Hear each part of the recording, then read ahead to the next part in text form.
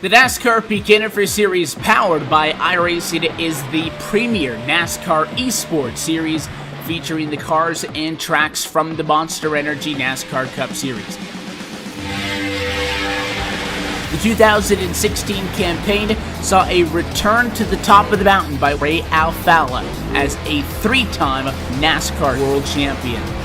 The march to that championship was not easy, though, despite the fact that Ray Alfalla took home the most points in series history. It just also happened to be the tightest championship fight we had ever seen. These guys are set for the 2017 campaign, and as it has been for the 7 years prior, it is no longer going to be a straight shot to the championship. We are going to see the biggest change in this championship picture in series history, as for the first time ever, there will be a chase for the championship. We're going to go into the Homestead Miami Speedway at the end of the season with the 4 best oval sim racing drivers in the world absolutely tied in the championship. You just got to beat the other 3 guys out and you will become an official NASCAR champion. You're going to get yourself a NASCAR championship ring and, of course, $10,000. These are the iRacing Esport World Championships, the pinnacle of sim racing competition. You can catch it all season long, live coverage on iRacing.com/live.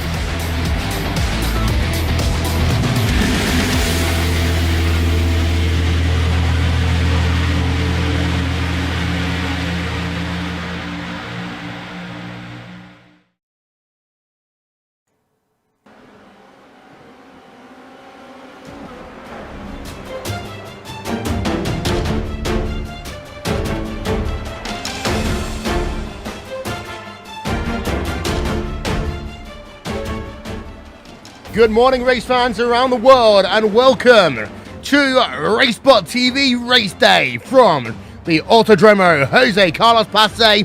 This is Interlagos, and every Saturday of World Championship Grand Prix Series coverage, we've not only got 1, we've got 2, we've got 3 great races for you. And we start with the Formula Renault Sim Cup here from Interlagos. We are about 3 minutes away from heading ourselves to the starting grid, and that gives me the opportunity to welcome in our commentators for this event, Paul Smith and Cam Walsh. Paul, over to you. Yeah, thank you very much, Will, and what an exciting day it is for the start of a brand new series, and we've got some absolutely top Formula Renault drivers here racing in this one tonight, and if you watched any of the Friday primetime series of the last first 12 weeks even, then you would have seen what amazing action that you can get from these cars. And Cam, we've got some really good conditions for these cars as well. It's not too hot on the track temperature, so the car's going to get a lot of grip pretty quick here, and they'll be able to push from the start. Not only that, we've got some of the very best Formula Renault drivers that you can find here in iRacing, and just gotta say, I love these Super Saturdays. A day like this, it is going to be a fun one, so happy to be here, even though it's a little early here in the East Coast of the United States. You know what? It's a great thing to wake up to race cars. Yeah, some of the drivers that you'll want to be looking out for, people like Hugo Preto, Aurelian Talamon, people like that. It's really going to be setting some good times here and got some good races. Scott McIntyre we saw last night didn't have the best of races last night on Friday prime time in the Formula Renaults, so he'll be hoping that he'll be able to just quickly get that form out of the book and get a really good result here today. And there's also other drivers like Juani Lopez and Ali Kvolka.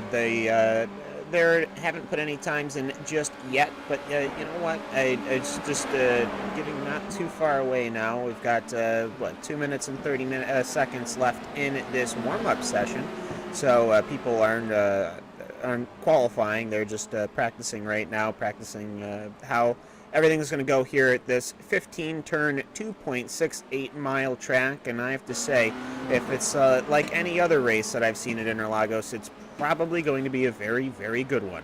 Well, this is it. We'll quickly touch on this Interlagos track. As you say, it's a 15-turn course. And it's a course of different sections, because you've got the really high-speed sections through from Juncao all the way through down to Descenda del Lago. And then you've got the really technical infield section then that really is going to test these drivers, being able to set up the car for a mix of fast, but also being able to handle those lower speed technical corners. Well, and it's not just that. You're dealing with the traffic as well. It's a great circuit if you're just hot lapping or driving solo. But when it really comes to life when you're driving around with other cars, and especially when you can see the duels themselves, the individual duels between the pairs of drivers, it is always a track that seems to highlight those. And you got a couple of trouble areas though. You've got this the inner. I like to call it like the inner cloister of corners 6, 7, 8, 9, 10. Like that intersection here at Interlagos, and then you've got a very dangerous corner number 12 too. A lot of times you'll lose a car there, the rear will kick out, Paul, and that can cause some trouble. Okay, so we're getting all set for this race, so it'll be time to have a look at this grid then. And on pole position, it is Simon Maria Marceno with a time of 1 minute 29.457. Scott Newton qualifies in second place with Fabio Gonzalez in third. Hugo Preto rounding out the top 2 rows of the grid. Aurelian Talmont and Alex Sadler then on row 3 with Jörg Kippenberg and Gillian Dimov on the next row. Corelius Joveza and Juan E. Lopez round out the top 10 of the field. We've got a big grid here today, 30 cars on the grid. Oli Kvoka, who we see on Friday prime times regularly as well, he's in 18th place, and Scott McIntyre, as I was saying earlier, not the best of days yesterday, he's in 21st, but a really top line field that we've got here then, Cam, and a 30 car field. That's a big grid here. Down into the centre S at the start of this race, it's always causes a few issues. It just pinches up there on the apex, and you sometimes get a few issues there. Yeah, engines are revving up, Paul, and they are getting ready to go green. Will we see any trouble going into the Senna S? As you said, it's 28 cars in total here. They will go into the Senna S. Already a couple of cars running 3 wide. It looks so far like everyone is coming in nice and clean as the entirety of the field comes through. I see a couple of them 3 wide, but they're better than that. No troubles going through the Senna S to start our Saturday. Yeah, so going down towards Descenda del Lago then for the first time, you see them all fanning out behind, all getting a little bit defensive driving, but at the front it is still Marceno in the lead there ahead of Scott Newton, Fabio Gonzalez in third place, and we've got cars going side by side a little bit further back there, and well, it's Kopperberg and Dimov there as well, the VRS Quantum Sim Sport driver. Kopperberg just Kippenberg, sorry, I do apologise, going through around the outside of that corner number 8, down through this tight twisty section now. He is up a position, so good start from Kippenberg here, but everybody so far behaving themselves, not getting into any scrapes so far, Cam, and that's what we wanted to see. We wanted to see a nice clean start and everyone able to get away here. Yeah, so 25 minutes left on that clock. Well, it's about 22 now, but for Simon Marceno, he's managed to get a fairly decent jump off of this. He's got a good start. He's already looking at just about 0.7 of a second, which is going to be important, and he's going to probably get bigger because Scott Newton is going onto the inside of Hugo Preto going into the Senna S. That Apex car looks like it probably has the position over the TNT car as they lunge 3 cars behind. It was Fabio Gonzalez, Alex Sadler, and Aurelian Talmont, as everyone's still making it through the Senna S, and some of these guys are even taking it fully 2 wide under full speed. And that just goes to show you what kind of talent that we have in this field here. As looking at the 23 car, it's Jan Moritz come on as he is trying to pressure Philip Stam. And Philip Stam is actually trying to pressure Carolus Hoviasa, but it's not necessarily going to work. He's going to lose a position to Jan Moritz. So there we go then, we've got movement all over the field, and Scott Newton's race around yet, and he's, well, he's able to keep going here. It was on the outside of Ferradura, and well, he's dropped down a ton of positions there. He was second place, he's down to 9th place now. We'll get a replay up for you, I'm sure, on screen, but it was, well, he was under attack there from Preto, I do believe it was, and that got what turned him around. He's back up and running as Scott Newton. Hugo Preto down to 4th place now in this one. We've got a car running wide there on the exit of turn 11, and well, all sorts of drama happening all of a sudden here, Cam. Yeah, it is kicking off here on lap number 2 for Scott Newton, though. Very lucky. Oh, we've got a car losing control. That's Lopez. Lopez is around. Big crash there for him. He tried to look down the inside going up the hill. He ended up going onto the grass and bouncing that car. He goes around into the wall. Fortunate not to collect anyone else. He is out of this one then. He's going nowhere now. And in sympathy of that, Jan Moritz Kaman ended up taking a spin, and Scott McIntyre ended up hitting him not that long after and giving himself suspension damage. So very lucky that we didn't have more of these Formula Renault cars get torn up there. That's, it's one of the faster sections of the circuit. So, yeah, 3 cars just like that. We've kicked that off. And, well, they're just going to have to pick those pieces up as it looks like Jan Moritz Kaman, Scott McIntyre, Juani Lopez, just like that, are out of this race. Yeah, certainly some big drama early on in this one, and we've still got another 21 minutes of this race. Oh, and Milani is round now. Everything's happening in this one. Fabio Milani, comes back on and makes contact with the car. That is Chris Malcolm, I believe, who has made contact with. All sorts of drama going on in this one. The Milani was contacted by the Apex Racing UK driver of Scott Newton. And, well, Milani, he's trying to get back up and running. When he was trying to get back on track, he then made contact. So, further dramas in this one, and we keep on singing the praises of some of these drivers, but some rookie errors going on out on track here as we're going on, and we've got a car coming into pit road. That's Hugo Preto. It's obviously damage from that earlier contact in the race. Going in towards turn 1, Talmon and Yarviza now. They're battling away for that 6th place. Not able to get the position as Yarviza, but he's a man who's been working through the field here. He started down in 9th and is already up to 6th place here then, Cam.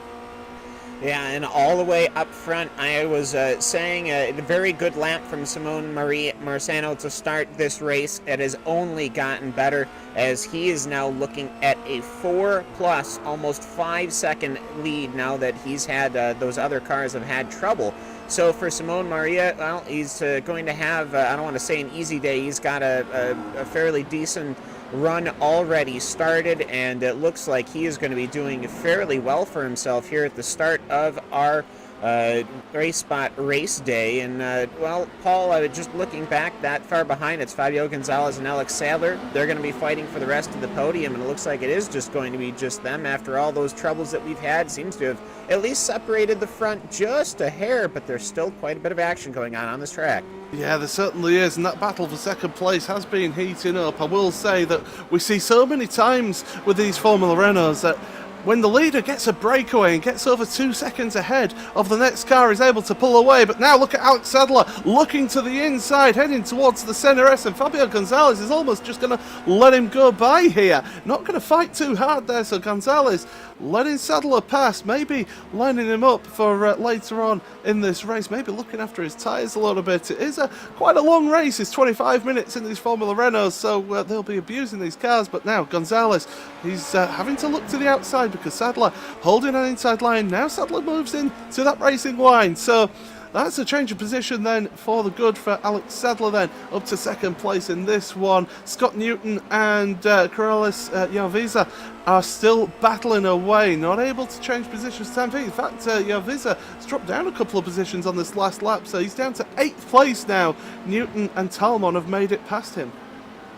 Yeah, and, well, just, I mean, looking through here, not necessarily a great recovery, I guess I should say, after, I think, but this is sort of that troubled area when they came into that inner cloister the last lap, about 2 laps ago. when they had that huge kickoff of issues, I saw a lot of cars making up some positions on cars that were taking it carefully, which is what you would want to see. But overall, though, I think whoever's held on to their positions have done that fairly well. We did have another spin talking about that incident earlier. We did have another spin involving Jan Schwitter in another car, and I believe it was Jan Schwitter who took the worst of that. Whereas he had to retire as well. So we've got 4 or 5 cars retired and 25 still circulating. So there's still a lot of action looking to go around on the track right now. Scott Newton, though, just as we're saying, looking to be pressured by Carolus Javoisa, and I almost wonder if these guys, Paul, are just taking it a little easy after that kickoff. Well, this is it. Jovisa was really attacking going into the centre S, but he was forced to the outside line. It takes a lot to make that move stick. You just have to go back, cast your mind back all the way back to Juan Pablo Montoya making the move around the outside of Michael Schumacher on the entry to the centre S. So it can be done, and we have seen it done previously, but it's a very difficult overtake to make in a race like this. But so far, your standings at the, in the early to mid going of the race. It is lap 6 at the moment. Simone Maria Massone in the lead of this one, ahead of Alex Sadler, who's in second place, who's pulling away from Fabio Gonzalez. So Gonzalez doesn't quite have the pace of Sadler there. He's now in third. Is Gonzalez. Michael Partington in fourth place, with Gillian Dimov in fifth. Aurelian Tolman in sixth, with Scott Newton seventh. Carolus Javoisa, as we've been saying, putting the pressure on Newton, not close enough this time. He's in 8th place, with Jörg Kippenberg in 9th, and Olli Kverka up into 10th place. Olli Kverka, who started down in 18th place, so some big gains there for Ollie, and another one who's had a big gain in that field as well. People like Gareth Dorning as well, 23rd to 12th place. So good racing further down, obviously taking advantage of incidents that have been happening, and Gareth Dorning at the moment is under a little bit of pressure for that 12th place. And we've got a little bit of an issue for the number 5 car, and that's Yannick Danish, who's had a bit of an issue on the exit of the centre S, done it all on his own. Carried a little bit too much speed, the back end goes round into the barrier. He's got rear wing damage, and he's just going to have to let everyone go by here then, Cam. Yeah, that is very unfortunate how he, you almost made the entire corner, and you just start to cycle the car through, and you ended up losing the rear of that Formula Renault car, and not much you can do at that point. I mean, you're going downhill. It is a very steep downhill, and actually he loops it once again. So your 14th position car this lap obviously is going to be sliding well down. We'll see when Yannick Danish, that is going to be it. The car damaged to where he feels he can't drive it. So now it's up to 6 retirements, which is still fairly tame for what could have certainly happened. We haven't really seen a massive incident. We could have seen it going into the Senna S. Newton's under pressure here from Javoisa, going in towards the centre S, but again, Newton holding that inside line. He's got a little bit of front wing damage, just the slightest amount of damage on that car, and Scott Newton, we've seen how the tiniest of damage on these front wings on these Formula Renaults can really affect not only your top end speed of the car, but also the speed that you carry through these mid to high speed corners as well. You've not got as much damage, and Javoisa is looking to the inside, down the Descender de Lago, into turn 4. Thank you very much. That's enough for position. Although he runs wide, does Javoisa able to hold on to it for the time being. Scott Newton not really able to do anything about that. And well, that was a job nicely done there for Javoisa then, Cam. Yeah, absolutely, and turn 4 is always a hot spot, as Scott Newton getting a little late on the brakes, trying to keep up, just nipping the rear of that number 20 car, as Carolus is, corner number 4, it's not easy per se, because you do have to stick the landing. As we saw, you went a little wide. It's very easy to go too wide. But he managed to make it work fairly straightforward. And Scott Newton, well, you know what? You've still got quite a bit left in this race. We're just about halfway. So he's got a lot of racing left to do to where he could potentially hunt down, or also he could be hunted down by Jörg Kippenberg.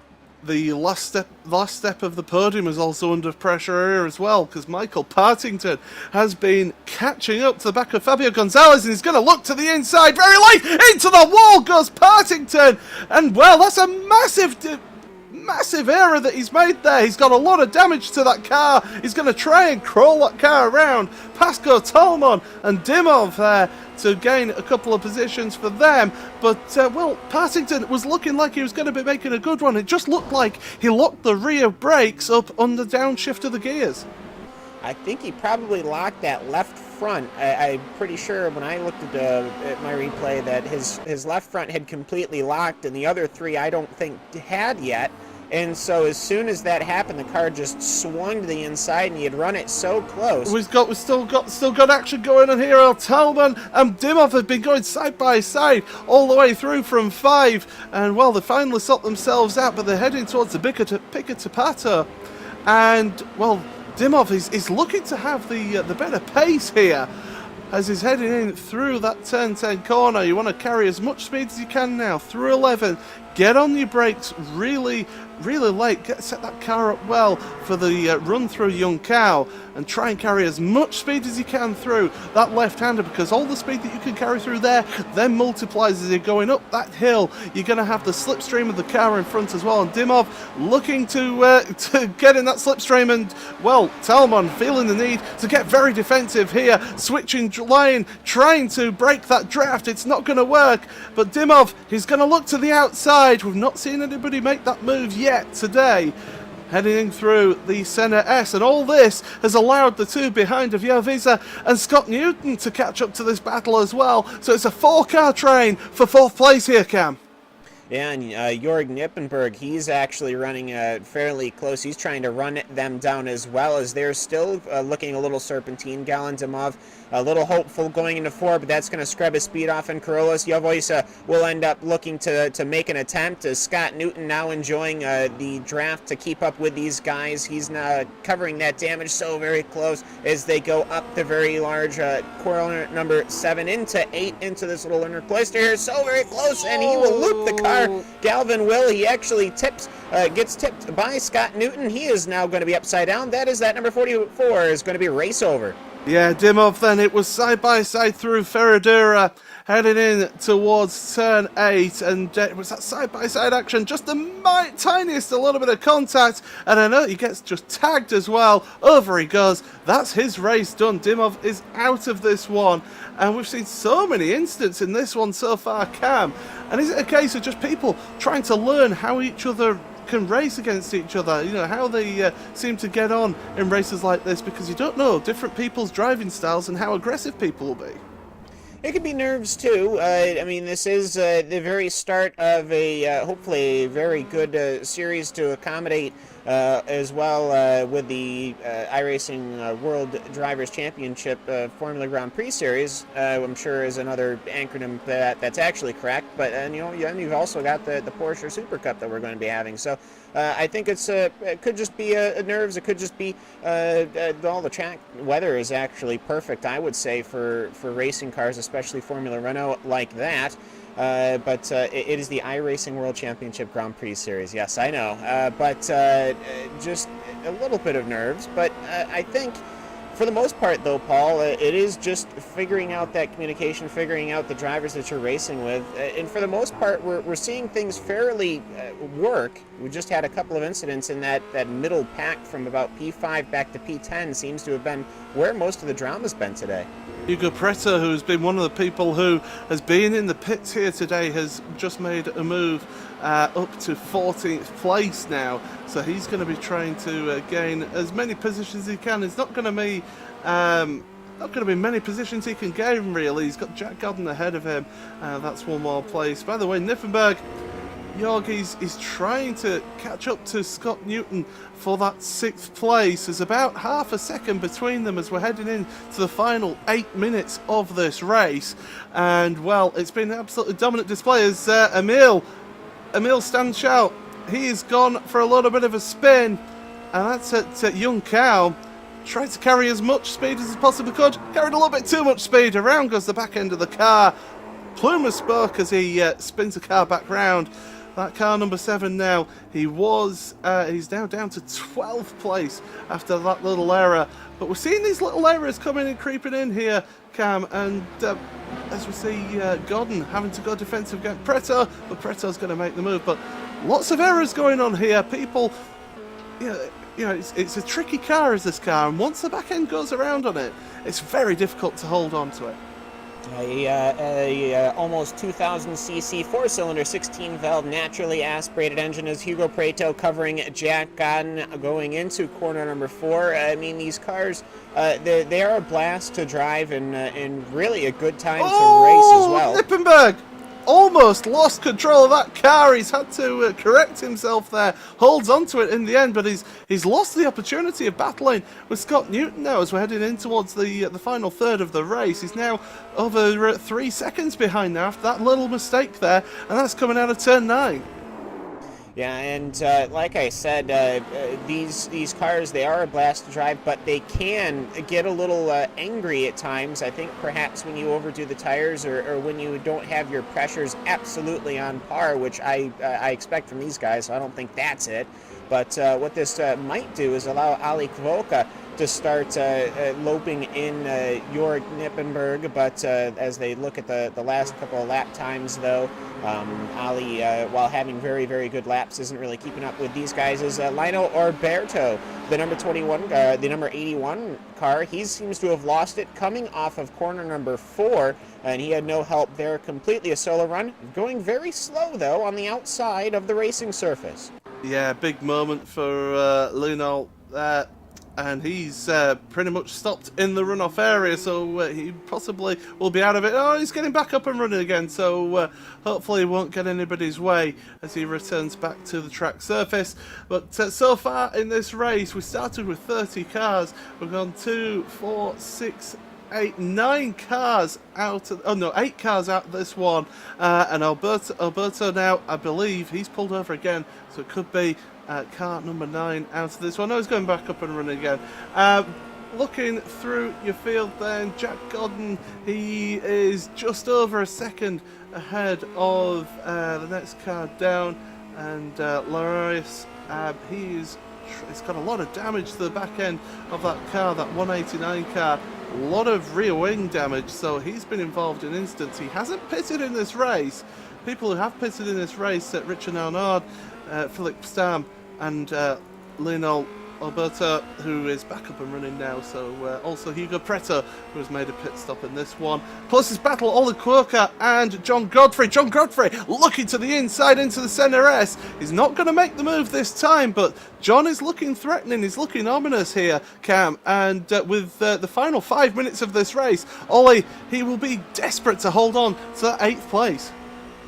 I think the car has fallen out a little bit underneath Ali Kvoka as the lap times have been slowly climbing up, which is something you can fairly easily see. I think he went a little defensive that last lap, so that might have scrubbed a little bit of that speed. But yeah, for John Godfrey, I mean, his last lap was a 1:31.1, and that which was faster than all of the laps that number 30 car have done. So for Ali, it's not too hard to be defensive here. You just got to watch out on the exit of 12. You just got to watch out on the run-up, and you just got to be careful around 4. And it's a fairly easy track to defend otherwise. But either way, John Godfrey, that Apex car, looks like it is running fairly quick, and he's at least hooked up, at least for now, in the closing stages of this race. Certainly is, and well, your leader is just coming across the start. Lap 15, and he is 7.4 seconds ahead. Scott Newton is looking a bit threatening as well, but Ollie Kvoka is the one who is under pressure from Godfrey, although gets a better run out of Young Cow this time by to be able to keep ahead for the time being as they head down towards the Senna S. Scott Newton putting the pressure on Corrales Yalvisa in through turns 1 and 2, and going through the cover d'assault. You really got to get the run through there correctly, really get on the power early to carry that speed. Going down towards turn 4, Scott Newton's looking a little bit impatient. He's trying to get in the mirrors of Yalvisa and trying to make the mistake, and Yalvisa just running that a little bit wide then. able to carry the speed though, and he's able to hold on for the time being to that 5th place, and 5th place is going to be a good result for him if he can hold on to that one. He did start then in 9th place, so he's moved up a few positions in this one, but Scott Newton, he's been in the wars here. He started on the front row of the grid, and he's trying to just get back those positions, try and get as good a result as anything, because a good run into the start of this championship really sets you up well for the rest of the season, Cam. Well, it absolutely will, and it's good to sort of stamp out where you lie in a way. And of course, Scott does have that right front wing damage on his number 781, as he looks to be hovering right behind that number 20, as Jovisa does end up doing a little bit of a serpentine. That's not an unusual thing to see here at Interlagos. Actually, fairly common as they swing around that very dramatic left-hander to finish out the racing circuit here at Interlagos, but fairly easy going through the set of S. But I think these guys are just starting to probe each other here. They know they've only got they've only got 2, maybe 3 laps to go here at Interlagos. A minute 40 left on the clock then here, and Scott Newton right up under the gearbox, and that was a late move, almost in the braking zone from Jovisa. Runs it wide through the corner of Descenda de Lago, and heading up now towards Ferradura. Once again, this is lap 16 of the race. These two absolutely nose to tail. Scott Newton all over the gearbox of Jovisa, headed in towards turn number 8. This tight right-hander really got to be patient on the throttle through this next corner as well, the left-hander, and then Bico de Pato, and we're looking forward. We're going to be heading in towards your final lap of the race. The leader is going to be starting his final lap, so Scott Newton, Cam, needs to make this move soon. Yeah, and this is actually, it's really impressive to see the recovery like this. He ended up making contact with this second position car on the very opening of this race, got launched well to the outside of corner number 7. He has recovered immensely here. Now he is locked and loaded here on this number 20 car of Carrozas Jovisa, but you've got to give it to Simone Maria Marceno. We'd love to have talked about him more, but it was a fairly decent race, as there is actually charging on the outside going into corner number 1. Not quite sure if that is going to hold. It's not, but just looking at that number 7 car, Simone has done an absolutely phenomenal race. A 7-second lead, no worries for him. And well, looking back then, it's Scott Newton and Jovisa. The time is running out for Scott, and Jovisa is knowing this. He's going defensive early in towards Descenda de Lago. Through the left-hander, he makes a little mistake here. Scott Newton, can he try and get down the inside? No, he can't, but he's got the better run out of turn 5, heading up towards Ferradura now. And well, they're going side by side into Ferradura, but Scott Newton can't make that move. Can he get the undercut, get the inside line towards turn number 8? Jovisa covers that inside line, locks up a brake. He's going to hold on to that. And well, it's been an absolutely dominant display from the front for Simone Maria Marceno. He started on pole position, is coming up through these final corners now. He can almost taste the champagne. He can see the checkered flag. He's taking it nice and easy through the final corner, then across the line to win the opening round of this championship. Fantastic result for Simone Maria Marceno from him. Scott Newton, by the way, he is still battling away. Can't get past Jovisa as they're heading on towards the finish line here. Just like, Alex Sadler finished second with Fabio Gonzalez third, but they're going to come across the line, and Scott Newton just cannot do it here. Hugo Preto, by the way, has made up a position on this final lap. He has got up into 12th place now, so beating Emile Stanchot in that one, going up the hill towards the end of the lap. And well, Cam, fantastic race. A few incidents in this one, but really good racing today. Well, absolutely. We did see quite a bit of action in that P5 to P10 area, but you know what? That's allowed some other people to have very good results coming out at the end of that one, as it looked like Ali Poco was able to keep his position over John Godfrey as well. So a very good racing from when we had it for Simone Marceno. I mean, that is, I don't want to say it's an easy day. It's very tough to be able to pull that off. But yeah, flag to flag for Simone Marceno, Alex Sadler, a good run as well, and Fabio Gonzalez. So your podium, it's a very strong one, and I have to say that if the racing season is going to be anything like this, Paul, it is going to be a good one. Yeah, so let's have a look then at those final results in the round one of the Renault Sim Cup here on iRacingLive and RaceSpot TV, and it is a dominant display, lights to flag victory for Simone Maria Marceno, beaten his competition by 8 seconds ahead of Alex Sadler, who finished in second place after starting in 6th on the grid, so a really good result for him. Fabio Gonzalez started third, finished third. He was up to second for a while, but wasn't able to hold on to that position. Aurelien Tolmon then finished in 4th, with Carolus Jarvisa in 5th place. Scott Newton rounding out the top 6 there. Jörg Kippenberg just not able to get on with those guys in 7th place. Oleg Kvoka, a big mover there. 18th he started, finishes up in 8th place ahead of John Godfrey, who finished in 9th. And rounding out the top 10, Gareth Dorning started 23rd, up to 10th place.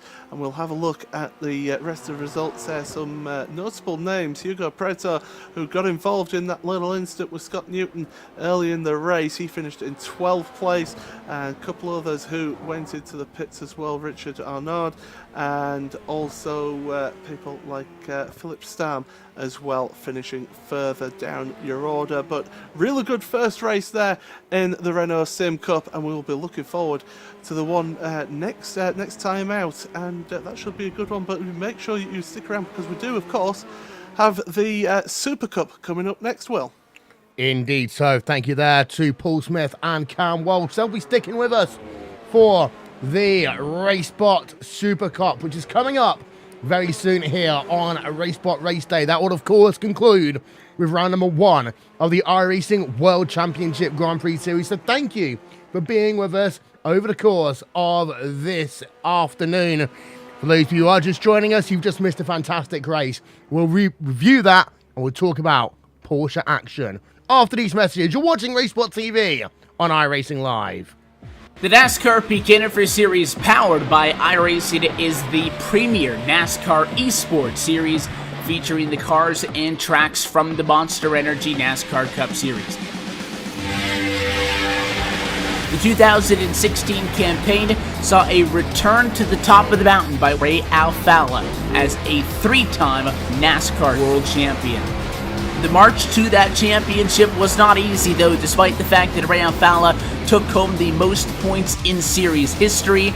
It just also happened to be the tightest championship fight we had ever seen. These guys are set for the 2017 campaign, and as it has been for the 7 years prior, it is no longer going to be a straight shot to the championship. We are going to see the biggest change in this championship picture in series history, as for the first time ever, there will be a chase for the championship. We're going to go into the Homestead Miami Speedway at the end of the season with the 4 best oval sim racing drivers in the world absolutely tied in the championship. You just got to beat the other 3 guys out, and you will become an official NASCAR champion.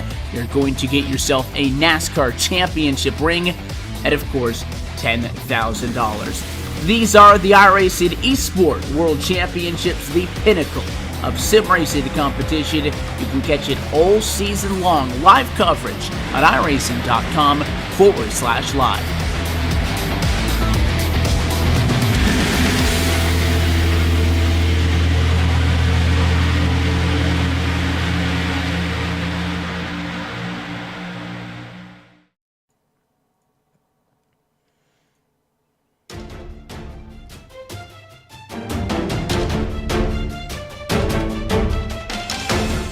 Welcome back then, ladies and gentlemen, to RaceSpot RaceDay, as we're going to wrap up our coverage of the Formula Renault Sim Cup coming up soon.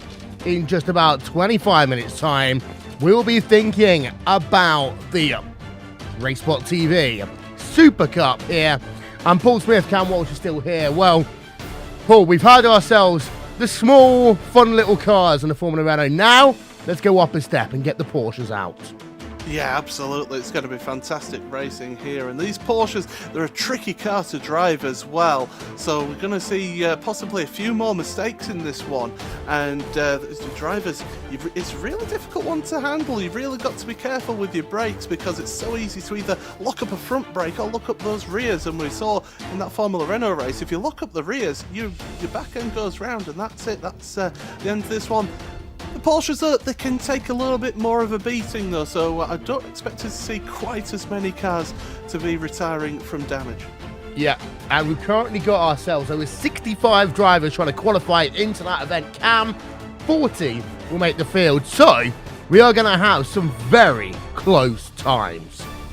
Only 40? Well, I mean, that's they probably could have stuck one or two more in there at least. But yes, the Porsche Super Cup, one of the most well-known sports cars, at least to me, one of the most well-known racing series, I have to say, just around any section, any corner of the world, international, national level, even all the way down to almost the East Coast, West Coast. There's Porsche Super Cup cars, Porsche 911 cars racing all over, and they always put on an amazing show. And as long as none of them end up on their roof, which is actually a surprisingly easy thing to do, they should be a-okay to go. I like what you did there. Let's go back then to review the results of round number 1 of the RaceSpot TV from the Renault Sim Cup. And the thing that we didn't really talk about in that one was the fact that Simone Marcheno was just absolutely outstanding. And he got himself an 8-second gap, but very easily, Paul. If he was pushing, that could have been even higher. And I think what happened, the incidents at the start of the event, really gave him that opportunity. And as soon as he broke away, there was no looking back.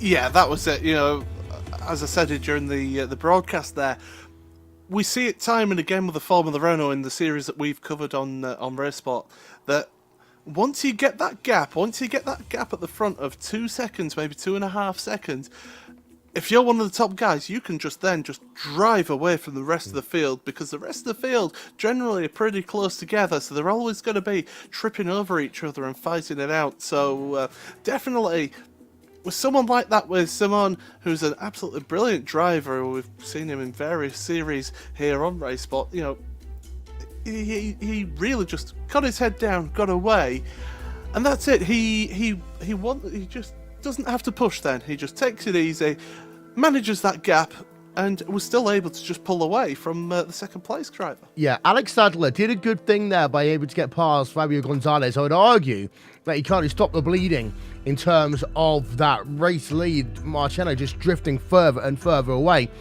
But I think what we saw with Sadler is it did take him quite a while to work himself up into that second place. Qualifying is probably one thing, but he is going to want to work on as we move ourselves to the second round of the championship. Yeah, definitely. It's a little bit to work on there, and he's really got to. It's something that quite a few drivers will be looking at that first round and saying, right, okay, that's where I stand at the moment. Let's see how I can get on then for the next round. It's going to be a difficult one as well. Qualifying is always crucial, and looking in towards the rest of the season, it doesn't get any easier. It certainly doesn't. No, it doesn't. Fabio Gonzalez then getting himself third place in that one, Cam. It shows that Frostmaster are very strong in this championship. However, they did end up getting split at the end. Of course, Gonzalez is the only driver in this series as well to be carrying one of those fabled black stripes. Yeah, actually, I'll take that back. There's 3 of them, including the race winner. I forgot to note that. Yeah, well, you know what? You'll be able to make that up in just a little bit of time when we actually go to the IWC GPS series. But yeah, I mean, Fabio Gonzalez, I've been racing against him personally years ago in a different car from a different time. But I've always enjoyed the running and the racing, and just being able to see these guys able to ply their trade in all sorts of different type of cars is always a great thing to see. I thought it was a very good race and a decent battle up front. Obviously, once the first car had run away with it, I mean, there's nothing really anyone had for him there, and I wouldn't be too surprised if he doesn't keep going in round number 2 with that. So as long as they can keep it clean, they probably chase him down. But either way, for Fabio, gotta say, very happy for not only him, but that Thrustmaster Movano racing team. Yep, and for those of you wondering where we are heading this season, of course we are following the iRacing World Championship Grand Prix schedule. That means in 2 weeks' time we'll be heading ourselves to Sebring. And then after that, off to Circuit Gilles Villeneuve in Canada. After the Americas, well, we go back to America, to Road America. Your first 4 races are in either North America or South America. Then we move over to Europe for the European leg of the season with Monza, Silverstone, Imola. Before heading back to America, August 5th, we head ourselves to the greatest racetrack in the world, the Brickyard, Indianapolis Motor Speedway. Then we go to arguably the greatest European racetrack and that is Spa-Francorchamps. Finish off the season with Suzuka, Nürburgring, and Circuit of the Americas. But 12 rounds this season, it is going to be a tough schedule, Paul. It certainly is, and it's an intense schedule as well. If you have something happen in these early rounds, it really hampers you towards the end of the season. You're always playing catch up there, and well, Simon, he's in that ideal spot. He's got the big win to start off with, and what he can do now is just build on that now, and he can take it forward into the rest of that season. It's a good way to start your season there, to get that win. And just take that momentum forward through the next round. Sebring, next time out in a couple of weeks' time, is going to be an interesting one because we know the bumpy nature of that circuit. And this Formula Renault, as we saw with people maybe just going off into the grass, it can be a bit stiff and it can get a bit uneasy on those bumps. So it's going to be a tricky circuit at Sebring. It is. For not only the Formula Renaults, but of course we had ourselves a crazy end to the race in the World Championship Series race last year that saw Yuki Tsunoda being taken out of that one. That will be something when we head ourselves to Sebring in a week's time we will be thinking about.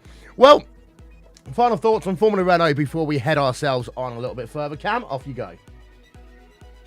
Yeah, and just like that, the cars are going to be sorting themselves out fairly shortly here, as I think cars are probably rolling out right now onto the grid. But it's Porsche Super Cup action here at Autodromo Jose Carlos Pace and Interlagos, and I have to say, it looks like it is going to be a fairly good one overall here at Interlagos. Paul, we've just gone over the track in the Sim Cup. I have to say, it's the same track, but with these different cars. It's tin top action. It is going to be a good one. Yeah, and what you're going to see, looking at that Super Cup, the RaceSpot Super Cup, it's going to be a lot longer braking zones in this car, and really, you could see more overtaking opportunities for people who are more confident on the brakes and able to get the handling, the setup absolutely perfectly. But that Center S again could be a trouble spot. So too Interlagos as well, with people giving it the effort, giving it the big late moves. You can also see a few lunges going into turn 8 as well, and maybe even Bico de Pato as well. But really, it's all about that run out of Young Cow to carry that speed all the way up that hill and over across the line down in towards that Center S well. Indeed so, and we are going to be thinking about Super Cup action very, very soon here on RaceSpot TV, a part of Race Day. That's going to be coming up in just a few moments' time then. We're going to step aside for a few minutes, get ourselves set up then for Porsche action. It's coming up next on RaceSpot TV.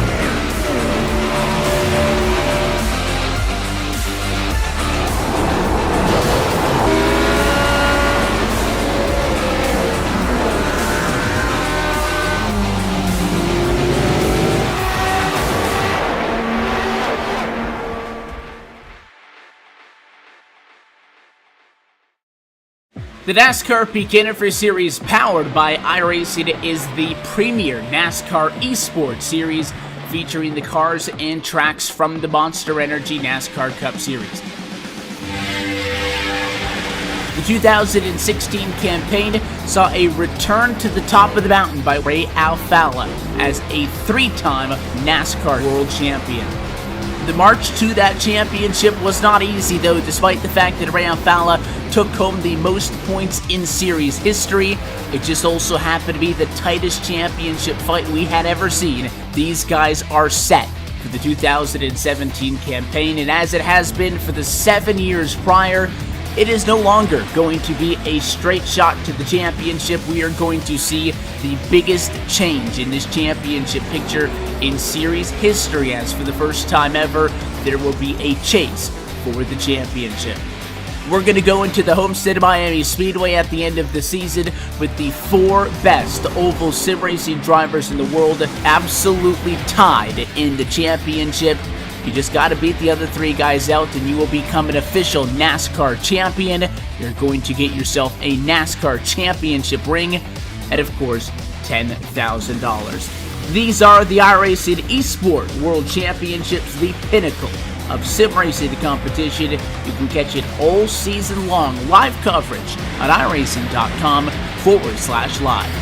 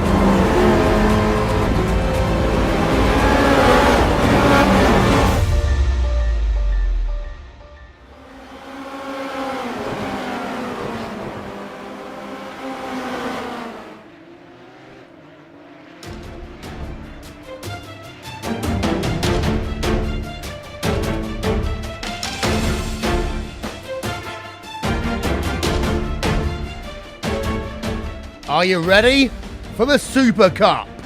As it's time for the Porsches to take the track here on RaceSpot TV and on iRacingLive. We are getting ourselves ready for our second of our events here this afternoon. Will Vincent, Paul Smith, Cameron Walsh, we are here. We are live at Interlagos. It's got itself a little bit warmer, but we are 5 minutes away from ourselves getting to the second race of the day. And don't forget, following that, we're going to head ourselves straight over to coverage of the iRacing World Championship Grand Prix Series. So join myself and Johnny Simone for that. But going to hand it back over to Paul Smith and Cam Walsh for the time being, because it's time to go racing again. Over to you, Paul. Thank you very much, Will. Yes, so we're here for the Super Cup here, and it's going to be a 30-minute race around the same track, Interlagos. It's going to, as we had with the Formula Renaults. Now, weather conditions slightly different than this one. And the track temperature 106 degrees Fahrenheit, but also notice here, Cam, relative humidity 91% as well. So there's a little bit of a haze in the air here for this second race, and these guys are going to be tricky with this weather, and also with the track temperature being so high. Looking after your tyres is going to be a crucial aspect of this race. It absolutely is. Of course, these lovely Porsche GT3 Cup cars, not GT3 the series, of course, because the GT3 series actually got their name from these cars. So it's a 2,800-pound car, including your driver, and what that basically means, you got those skinny little slicks and this fairly heavy car. And it doesn't bode well if you really press lap after lap after lap.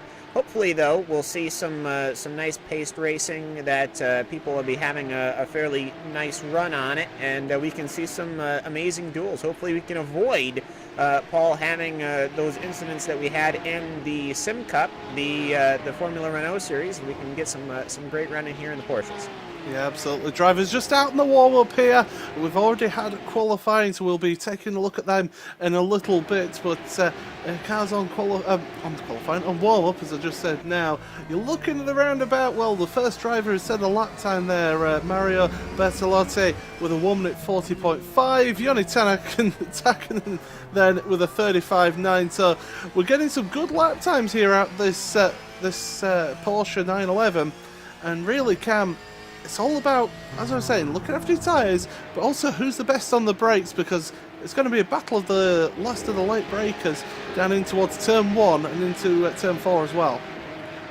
Yeah, and you'll see the braking zones quite outstretched, not a lot of downforce on these Cup cars, so you'll see they'll have to start braking early and working their way down the gears as they go. I think the Senna S this time around, it is going to be interesting. These type of cars, they do tend to bang fenders every once in a while, and just to have a little bit of fun with it, of course, it is a standing start. So that is going to be an important one to remember as well, as everyone's just getting nice and warmed up here. 3 minutes, 3 minutes and 30 seconds left in this session. This is just a warm-up, and then, Paul, we'll get to some good hardcore racing here. Yeah, certainly going to be some really good racing here, and people, they're finding it a little bit tricky. Having to learn the car. It's quite a relatively new car, of course, to iRacing, is this Porsche 911 GT3 Cup, and everyone's still just getting the hang of it, and I don't know if you've managed to drive it much, Cam, but it is a tricky car to get the hang of, but when you do get the hang of it, you can have so much fun in this car. Yeah, I mean, it is just it's a good run. I mean, having these types of Cup cars, I love having these types of cars because everyone always wants to just jump to the fastest of everything, the fastest formula cars, the fastest tin top cars, the fastest prototypes. I've never been one to ascribe to that. I really love having these somewhat slower cars, these that are raced all over the world, just because this is something that you would normally get to see at a national weekend, say going to Watkins Glen like I do every year. I get to see these guys. They put on always a great show, and of course in Watkins Glen we've got both the American Series and the Canadian Series, so we even get a massive race, and these guys, they always look like not only they have a good race, but all the drivers always say how fun of a time that they had racing these cars, and I can definitely see why iRacing needed to pick this Porsche up, because it is just an absolute blast to see it here. One of the people we'll be keeping an eye out on here then is, of course, Lando Norris, currently in warm-up in 4th place, and Lando, he loves his iRacing, loves racing out here against all these different sim racers, and a man of his talents, he's looking to GP3, I believe it's this time around for this season. Certainly a very talented driver is Lando. Absolutely, I've seen him race and commentated on many a race with Lando. Will we see him having a very good run? Well, it wouldn't surprise me if we do, but yeah, one of the very hot feet coming up through the ranks, and who knows where the limit of this sky could potentially be for him in both sim racing and in the real world. So of course, that's another great thing, Paul, is you get a lot of drivers, a lot of folks who, some people very dedicated to only sim sport, some other people very dedicated not only to sim sport but to their real racing craft, and that allows for some very, very interesting and very unique racing. Certainly. So as the checkered flag comes out then on this warm-up session, we will be very shortly taking a look at your starting grid then. And well, on pole position for this one, it is Jared Filsell, 1 minute 32.750 for him, with Joni Häkkinen in 2nd place. Ricardo Castroledo then in 3rd, with Mika Happinen in 4th, Joni Häkkinen in 5th, and Madison Down 6th place. That's the front 3 rows of your grid. David Williams then in 7th place, with Mario Bertolotti in 8th. Joshua Rogers in 9th place, and Jere Taitanen in 10th place. The rest of your field will go through here, and as we've been saying, a 40-car grid then here today in this race. It's going to be absolutely fantastic racing. Interesting to see that there is a second covering 1st all the way down to 31st, so really close lap times here in this race, in this qualifying for this race, and we're all getting set here. The engine revs will shortly be rising for the start this one then. The revs are rising, they're looking to the gantry, the green light will come on, and away we'll go then for 30 minutes of racing here in this Super Cup race as we go down towards the Senna S for the first time. Everyone will be looking to try and get through cleanly. We've got a car darting out further back. There could be contact, and there is contact down at turn 1. And all sorts of drama going on there. Able to carry on. We've got a car spinning off at the exit of turn 2 as well. Drivers still running through though. Going down. Look at the massive cars as they're headed down to Interlagos. We've got big car, big crash there, upside down. Who was that? That was one of the cars further back, and that was Mikael Ricci. So Ricci, the number 10 car, is out the race. Big instant for them as we're heading now up towards Ferradura for the front runners. And a spinner, number 76, goes round. And well, it's all sorts of chaos going on here. Everyone's still able to run through though, and the 76 car, I'm trying to find who that was. But yeah, big moments here early on in this race, Cam. Yeah, absolutely. One car already into the air, but you know what? That second spin from Mikko Nurmi going up corner number 7, that was actually a self-spin. He doored another driver during the spin, but I think everybody outside of that ended up to be A-OK, which is a fairly surprising thing when you think about just how many cars are running here, as just this massive swarm of Porsche Cup cars are working their way through this lovely Interlagos circuit. Currently still being led right now by Jeroen Filsell, as just looking back at us, still they're single file, but you go all the way back to 20th position, and then there is just this massive glom of cars looking out the rear of Gianno Vacchio's Porsche, and these packs seem to stick together, Paul, and hopefully they will do that here today. Daniel Bucker's going round. Oh, and this big crash is going on as well further down at turn 2. David Galenk is around. He's got a lot of damage. Evan Meliard as well. Also, big damage to his car as well. And we had a car upside down as well in that one. And yeah, that was... He linked the 35 just went around, and he had that incident too. Yeah, so basically everybody is just trying to move forward and trying to get as many positions as he can. And when you've got a field as close as we said, 31 cars were covered by a second in qualifying, you're always going to get instants. So we just hope that everyone just calms down now. We've still got 27 minutes of racing left, Cam. Only 27 minutes of racing. They better go faster. No, I think that logic is probably why we've had a couple of incidents here. Very surprised to see at the very start of the race, though, we had that happen. I guess I shouldn't say I was too surprised. They were running 3 wide down to corner number 4. I don't know if that would have worked out regardless. But either way, though, still just a massive amount of cars still being led by Urad Fulsell, who's taking it up from the Sim Cup race, and he went, well, if that leader can go all the way up through, I'm going to go all the way through, as it looks like that number 94 car doing a fairly good run. Joni Heikkinen as well as Mika Happinen are in pursuit, and Ricardo Castrolato gets a very good exit in his Radicals car, and he looks to pursue that number 30 of Mika Happinen going into 4.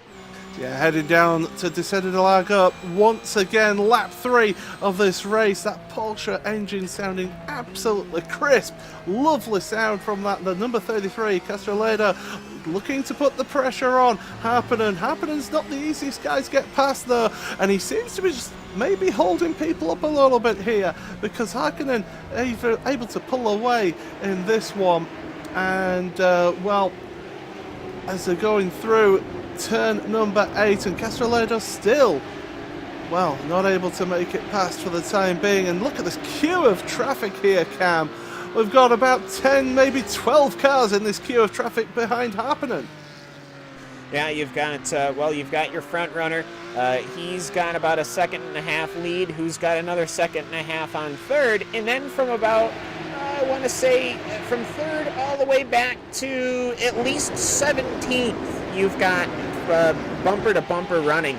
And, well, these cars are now going to be getting up to speed, going through what you could consider to be the backstretch, going to the start-finish line.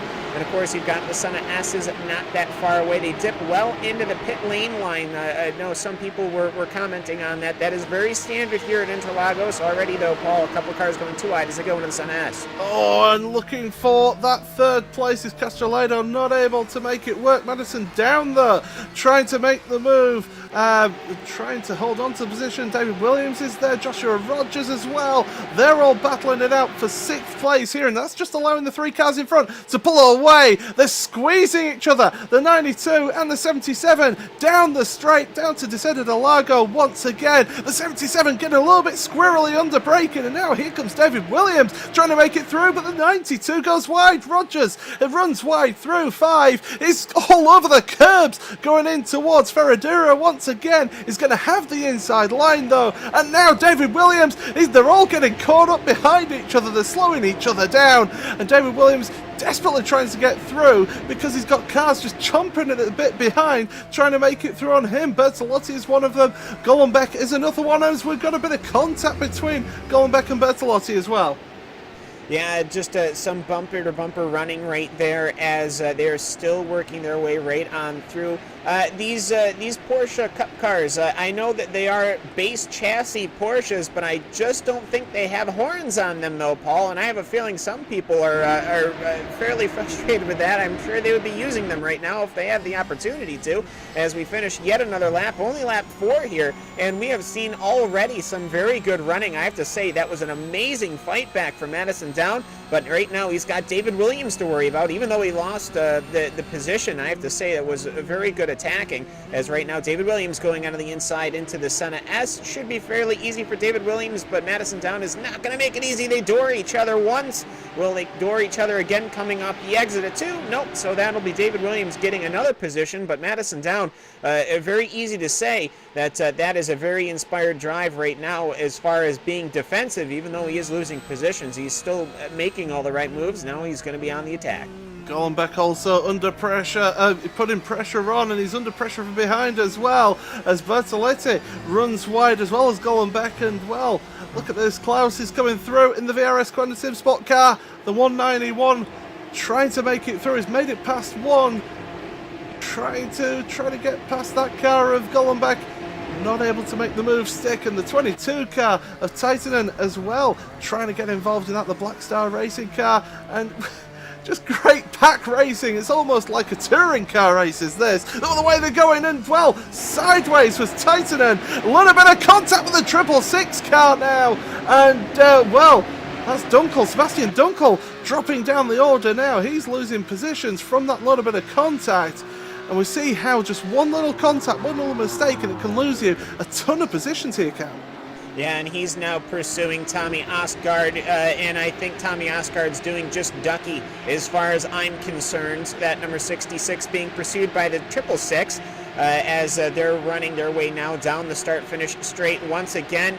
Looking up front, though, Marius Gollenbeck, that number 1 car, Mario Bertolotti, they are going to be going into the Senna S too wide. We didn't see an outside pass last time. Will we see it this time? No, Bertolotti's got nothing in it. Klaus Kivikas, nothing in it as well, as they are just really throwing these cars around, Paul, and that's what I absolutely love about the Porsche Cup cars. These things are always a great show to watch.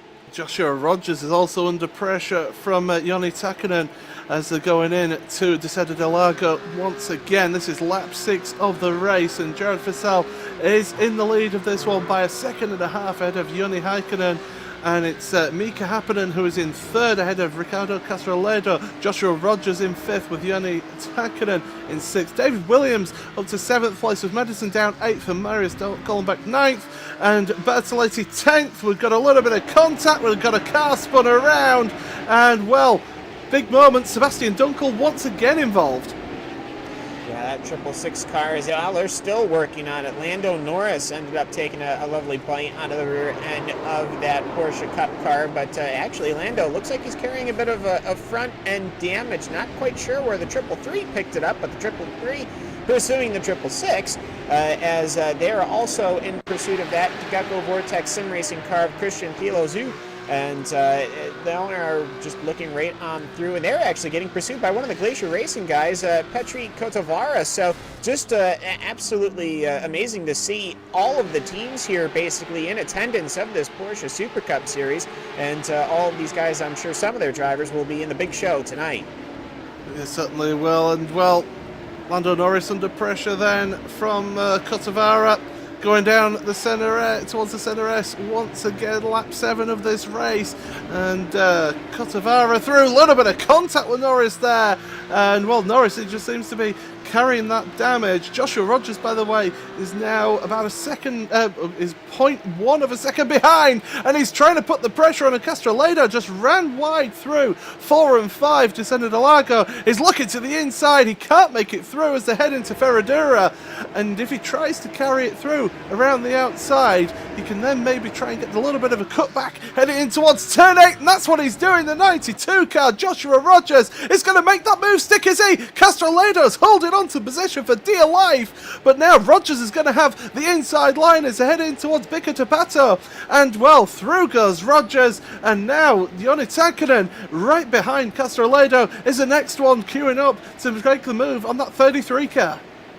Absolutely, and of course Joni Takkonen and David Williams are looking on, ready to rock and roll if anything were to happen between Joshua Rogers and Ricardo Castroledo, as they're now working their way through, getting up the gears once again, as Joshua Rogers, a very good fight back on Ricardo Castroledo, and a very good move going through that inner cloister, as just watching that battle was it just shows you exactly why these Porsche cars are fun, because they are both on the limit of their tires. They're using all the grip that they can find, and finding that grip is up to these drivers. That is just once again why I love these Porsche Super Cup cars, as just looking through right now, your leader is still your odd Phil Sell, Joni Heikkinen still in 2nd, and Mika Happinen still in 3rd, but once you get to 4th, 5th, and 6th, it's a crapshoot to see who gets where. We're entering just after 11 minutes here at Ran today at Interlagos. Yeah, absolutely, and still 18 minutes remaining now in this one, so we're almost at half distance in this race, and these guys, they're absolutely pushing the cars to the limit here. Joshua Rogers will be trying to make some ground up on Mika Hakkinen to try and get up into the podium positions in this one, but we've got Lando Norris and also Leonardo Corti swapping positions. They're going around the outside of Ferradura is Corti, and he's going to try and hold it in towards 8, but can't do that. Lando Norris struggling a little bit with that car, and Moritz Lerner behind as well in the Huizenveld Core Motorsports car. He is trying to get into this action as well. So Leonardo Corti having to go attacking but also defensive in this battle. It's all over. 19th place. Yeah, and it's, well, these guys are taking it very seriously and very understandably. This is a huge deal right here, even for 19th, 20th, and 21st. As just looking back, I see Moritz Lerner, I see Mikko Paavalainen, as they're running right now side by side, going up the run towards the Senna S. It's Lando Norris, it's Leonardo Corti, and actually it almost looks like Moritz Lerner wanted to make it 3 wide. He still very well might make it 3 wide by shooting up the middle. Will he under braking? No, he backs out very smartly so. Is Lando Norris potentially over braking? No, he has no chance of over braking. It parks it right in the middle of the exit of the Senna S, which scrubs off Leonardo Corti's speed. That is exactly what you want to do, Paul. That was brilliant. He parks the car and going off a 2, he knows the speed was going to be a little slow. That would skew the 052. That is brilliant driving from Lando Norris. And looking down in towards Descender de Patlago now, and there's a little bit of contact further behind. Moritz Lerner trying to make that move, and these guys are all getting a little bit desperate here. They're all trying to move forward, and Lando Norris, all that experience of racing really paying off here, because he's knowing exactly where to place his car, exactly where to just hold everyone up, and look at how close they were getting behind as well. They're still going battling. Daniel Buck now trying to get involved in this battle as well, as looking forward towards the front. There's still no real change up. There's no change of leader at the moment. In fact, the top 3 is still the same for the time being. This is your closest battle here. But what exciting racing, what brilliant racing we're seeing here. And once those early laps had got out of the way here at Cam, as we're reaching the halfway point of this race, people have settled down now, and they know exactly what they can and can't do in this race. Absolutely, and everybody is just seeing whereabouts they lie, and I have to say, just even David Williams. David Williams gaining a position. Sorry to cut you off there, Cam. Joni Takkanen losing place there. And, well, nice move down the inside into the Senna S from David Williams. And nicely done. He's up into 6th place now. He'll be looking forward to Ricardo Castroledo in the cars ahead. But, yeah, go ahead, Cam. No, I was just saying, you can even look as far back as in the 30s to find great racing, and that just goes to show you what kind of field we have. But yeah, David Williams, it looks straightforward, and when it looks straightforward in a car like this, you know that it was done very well. Just a little bit of a nub from Joni Takkanen on the rear of David Williams. That's okay, though. Nothing wrong on that number 17 Commando car. Oh, a big crash, and that is Mikko Paavalainen. And also involved in that one was Daniel Buck, and that was down at Descender de Lago. Then it was, and well, it was looking down the inside. Then was the Vortex car of Daniel Buck. They got together, a little bit of contact, and bang bang around they go. Defender of the Lost Corner once again takes them both down the order in that one. And well, it's incidents like this that you don't want to be getting involved with. As we were saying in the Formula Renault race, Cam, it's the start of the season. You want to start off your season well, and looking forward, Joshua Rogers has got right up to the back of Hakkinen now. Yeah, absolutely. I have to say, Gianni Vecchio, that was an absolutely outstanding evasive effort. Okay. But either way, just looking throughout this field right now, as Joshua Rogers has gotten around Mika Hakkinen, and for Hakkinen, that was, well, it's a fairly straightforward effort going into corner number 1 in these Porsche Super Cup cars. They can take that curb. It's not like we saw in the Formula Renault series, as Ricardo Castroledo is potentially looking to attack that number 30 car, as it seems to be falling off right now. But Paul, these cars can attack curbs, and I think that we're seeing that really handle this racing. Yeah, certainly they can. They can bounce over those curbs, really get aggressive on them, and really, you look at them, especially going into turn 8. Lando Norris side by side then with one of the cars all going through turn number 5 now, and Norris holding off Moritz Lerner as they're heading in towards Ferradura once again, but Moritz not. And we've got Dunkel round. Sebastian Dunkel, that's on the exit of Ferradura. He went round. What on earth happened there to him? I'll find out for you. It was a little bit of contact with the Vortex car, and it was Christian Tyler Zuch who made that contact with the 666 car. But, well, Dunkel is back up and running again, still running in this one. But great, this is fantastic racing. It's action all over. You don't know where to look here, Cam. It's brilliant. And Castellado now putting the pressure on Harpenden for that 4th place. Yeah, and you really don't know where to look. It seems that every time you want to talk about something, there's always something else going on. Ricardo Castellado just using a little healthy amount of that curb as he's trying to get under throttle, but it looks like Mika Häkkinen will be able to keep the defensive line. But David Williams, he's lined himself up. He's got the momentum to roll to the outside. No, he's had to putter out. Ricardo Castellado just holding that inside line. Joni Takkanen still looking on in his Glacier car as they are now just switching back and forth. It's a serpentine going into Williams. 4, almost 3 wide. David Williams on the inside. It will not be made here as Ricardo Castellado actually lost the rear's deed, so he will indeed make that position. And actually, Joni Takkanen now, he's been waiting long enough. He wants to get involved in this action. So this front running positions, 4th, 5th, 6th, and 7th is absolutely outstanding to watch as just this whole thing is just kicking off.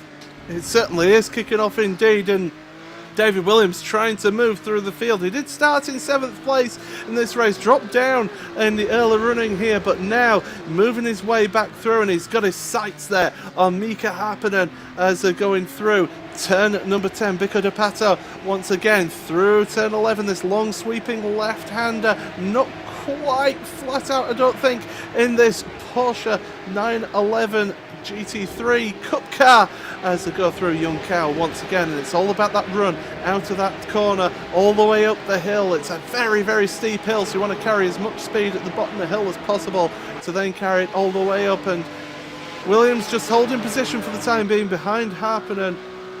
Castellado though under a little bit more pressure from Takkanen, but at the moment they're all just standing in position for the time being.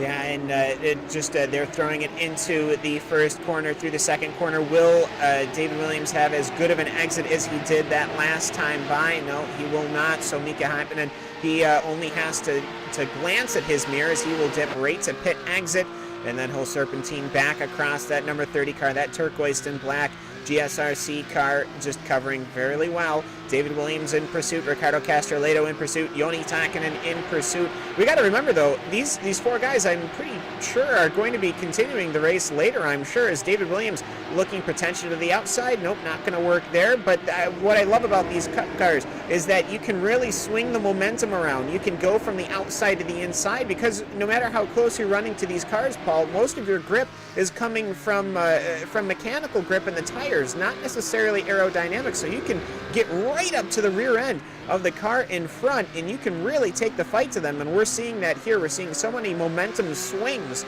and then of course it's whoever's better on the acceleration and who's better going up through the gears. Of course, these being paddle shift cars, but it is just so impressive to see these guys racing. Well, don't forget, of course, also that these cars, the engine is right at the rear of the car, so the weight transfer when you're going through corners, you've got to learn how to use that to your advantage to try and get the advantage of the car in front. David Williams is certainly looking to take the advantage over Häkkinen. He's getting right up into the rear of that car, looks out to the right then of Häkkinen onto the brakes, trying to make that move around the outside of the centre S. He could almost make it work here. Häkkinen holding onto that line, and Williams now has compromised through turn 2, through Curva de Sol to go once again. And Häkkinen holds on to that position, that 4th place for the time being. But Williams now trying to get aggressive, and here comes Takanen behind on Ricardo Castrolado, looking to the inside, doesn't go for the move. In fact, Castrolado now looking to the outside of Williams. That could be a bad position here for Castrolado, because here comes Takanen trying to get involved in this battle, and now they'll go side by side as they head into Ferradura once again. And this is lap 14 of this race. It is a 30-minute race. We're into the last 8 minutes of this race here, and Takanen trying his best to get past Castrolado. Castrolado looking to try and get past David Williams as well. Fantastic action here at the front of your field, and Cam, it's just breathtaking. Look at the car just drift out there from Castrolado on the exit of turn 9. I can't pull myself away from this battle. It is just so amazing to watch, but I feel like we have to, because there's so much more action going on the racing circuit. But either way, though, when you're up front, though, that's what's going to end up happening. I have to say, this battling that they have been doing these last couple of laps, that's allowed Marius Golenbeck, that's allowed Madison Down, that's allowed Klaus Kivikas to potentially intrude themselves onto this great battle that we've had, and it has allowed Joshua Rogers to clear. Once he is cleared, he is now pulled away. So for Joshua Rogers, very impressive to see. He made that great maneuver, and now he's in 3rd. He's only 4 seconds off of your front leading car, and that is, of course, Gerard Filsell. He's running faster laps than Gerard, but you know what? He's got 5 seconds to make up. Don't think there's enough time to do it. But just looking throughout this whole field, Juani Lopez, the number 7 car, is under pressure from Mark McDonald. It's at least talked for about, let's see if we can get at least one sentence in before somebody kicks something else off somewhere else on the track.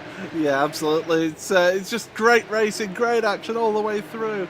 And, well, looking at this between Tommy Ostgaard and Haitala as well, this is a battle over 12th and 13th. Going on further down there, pretty close together as they're heading to Ferradura, the 66 and the 74 car. Black Star Racing there for Hatala, heading through turn 8 once again, and those guys really working hard, trying to get onto the back of this big train in front of them, and that train, of course, from 4th all the way down to the 8th place, so they're trying to catch up to those guys in front. Those two still battling it out here in this one. Looking further down your field as well, Daniel Buck is trying to do a bit of a recovery drive, and he's trying to get up in, he's down in 25th place, so he's struggling away. Now looking towards the front of the field once again, David Williams got a fantastic run out of Young Cow, and he's going to go alongside as they're headed in towards the Centre S once again. It is the start of lap 16 here. Not able to make the move, trying to make the move down the inside. Fantastic undercut there. Will he be able to keep it though? No, he can't, because here comes Hackpeden round the outside, and Curva de Sol, thank you very much. He holds on to his position. Fantastic driving from both drivers. David Williams, I didn't think he had it. He certainly tried and almost got it. But yeah, Williams now still in that 5th place, trying to look down the inside of Happinen, and still this queue of cars are staying as they were at the start of the lap there, Cam. The amount of grip and speed that David Williams has in hand is impeccable. He is able to put the car, position the car wherever he seems to want it, and everything seems to stick as he attacks that Black Star Racing car of Mika Hyppinen, as it is now fully a full train, as Marius Golenbeck is now on the rear of Joni Teikkinen. Madison Down is there, Klaus Kivikas is there, and this is a great run here at Interlagos. We've only got 5 minutes of this remaining, Paul, so whatever they're going to do, they have to do it quick here, as the laps are going to tick by faster than I think any of us can imagine, as this has just been an astounding battle from David Williams and Mika Hyppinen. It's fantastic racing. It's this. I keep on saying it, but this is brilliant. This is absolutely fantastic. And now David Williams looking to try and get the run through Young Cow once again. And, well, getting under the slipstream, going into that pit lane entry, but not quite close enough, I don't think, to maybe make a move. I was looking to the outside once again. We saw what happened last lap, and is now looking to the inside.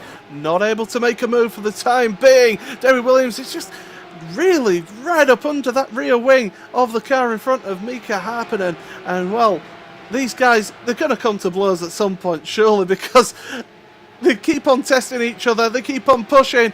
Williams looking to the outside down to Interlagos once again. Turn number 4 of this track, and he's going to try and hold it around the outside, but he runs it over the GastroTurf there. It's slippy out there, and that's going to lose him a little bit of momentum out that corner. He slots it back into that 5th place. Ricardo Castroledo, he's sitting there patiently. He's waiting, but he's got Tarkkanen right behind him as well. Golombek, as we were saying, he's onto the back of this along with Madison Gown and Kivikas as well. So a big train of cars here, and so far nobody's able to make the move stick here, Cam.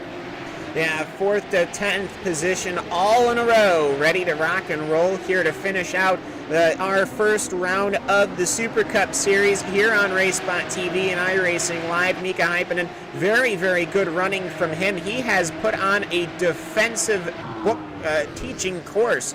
I have to say, a lecture, you could probably say. Every single attack that David Williams has made has been countered by Mika Hyppinen. Certainly, and well, don't forget the leaders are coming on through towards the end of this race. We've got about 2 laps remaining in this one, so we're getting towards the end here. Here comes Williams once again. We've got side-by-side action behind as well with Tarkkanen and Golombek looking as well. Williams not able to make the move, neither is Golombek, but now Golombek is really looking busy here in this queue of cars. Looking further down your order as well, we've got a queue of cars for 21st place as well. Vishal, Jake Maloney, Kevin Riley and Daniel Buck all battling it out for that 21st place. Jake Maloney is going to make it through. Is he round the outside? No, he isn't. He's going to not get that position, but still back at that front. If he's going to lose the position here, that's certainly right as it goes through, and that's it. Yeah, he's down a position then, so Kevin Riley through in that one. Some good battling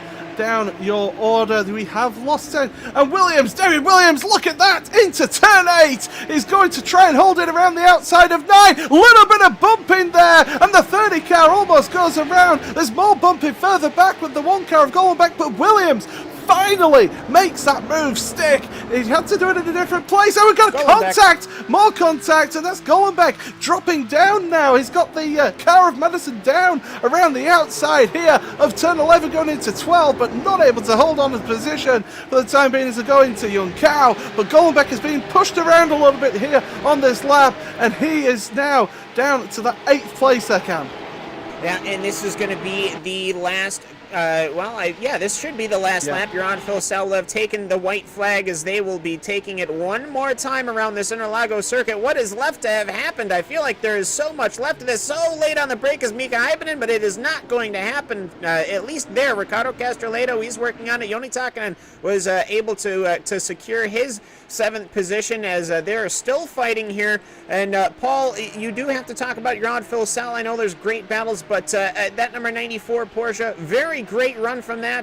Once again, we did see the exact same thing happen in the Sim Cup Series, but it doesn't necessarily mean that it was a one-sided affair. It's just that Yaron Filsell wasn't having to deal with all the other drivers and make it happen, and he's working around the outside now to David Williams, working up to 7.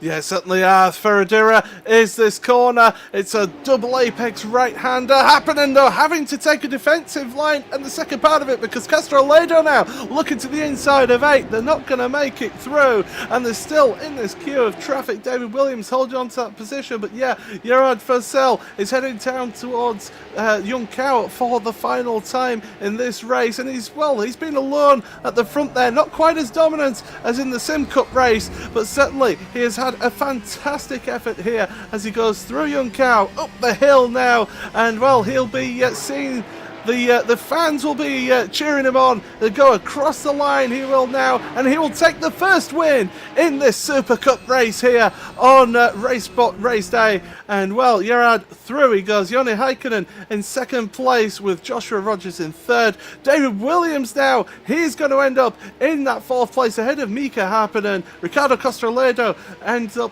in 6th place. A really good close action all the way through that pack there.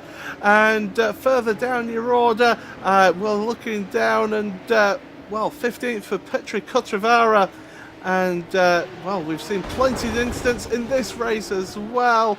Looking down as well, Mika Pavalainen and Norbert Littner pretty close together, but Littner not going to be able to take that 24th place. And we'll now be able to take you through your official results of this race, and it is Gerard Fussell who wins this one, 2.7 seconds ahead of Joni Heikkinen in second place. Joshua Rogers then ended up in third place, a good podium position for him after starting in 9th place.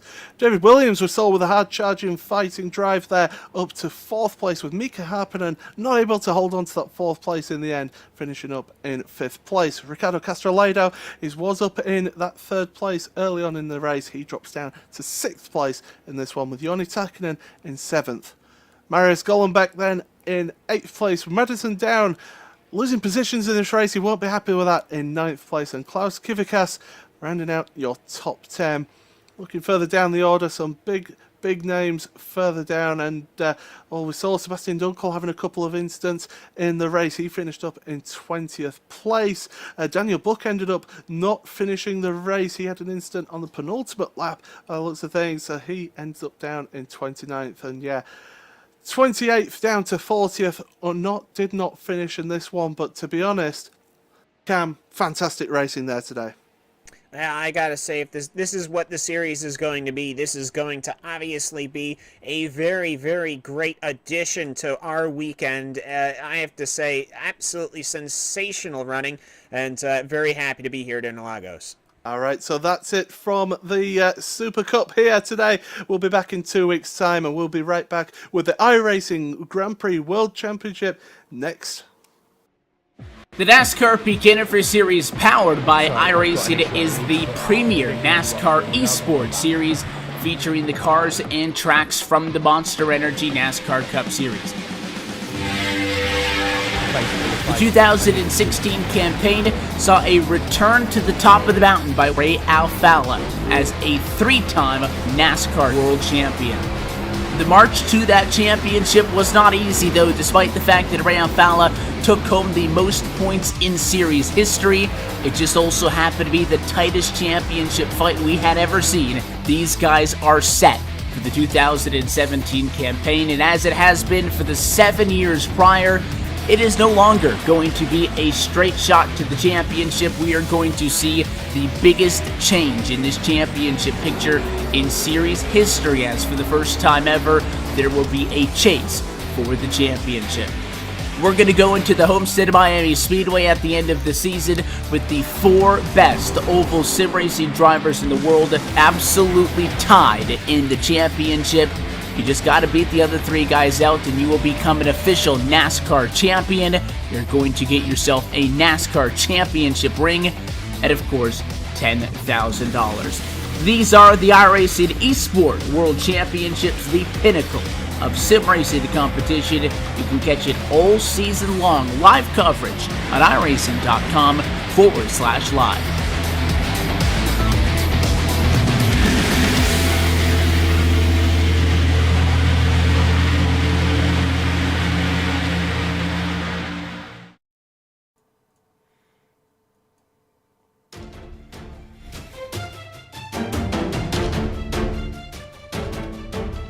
Well, that was, ladies and gentlemen, the Super Cup here on RaceSpot TV, streaming live on iRacingLive.